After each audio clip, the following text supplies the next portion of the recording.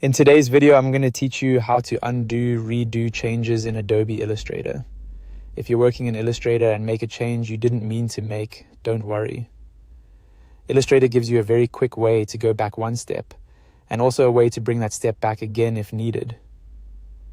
Knowing how to use undo and redo can save you time and make your editing process much smoother. To undo a change, go to the top toolbar and click Edit. From the drop-down menu, select Undo. This will reverse your most recent action.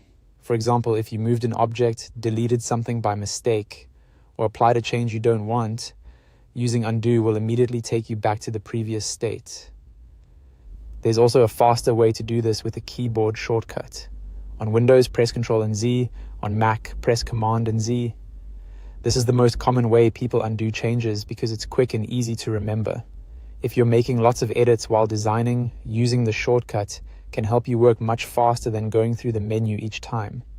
Now, if you undo something and then realize you actually wanted that change after all, you can use Redo. To do that, go back to the top toolbar, click Edit, and then choose Redo. This will restore the action you just undid. You can also use a keyboard shortcut for Redo. On Windows, press Shift, Ctrl, and Z together. On Mac, press Shift, Command, and Z.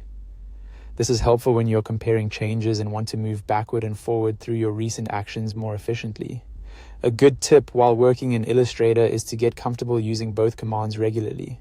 Undo helps you correct mistakes instantly, while Redo lets you recover an action without having to repeat it manually. These two tools are especially useful when you're experimenting with layout, color, shapes, or positioning and want the freedom to test ideas without worrying about making permanent mistakes. That's all there is to it. To undo a change, use Edit and then Undo, or press Ctrl plus Z on Windows or Command plus Z on Mac.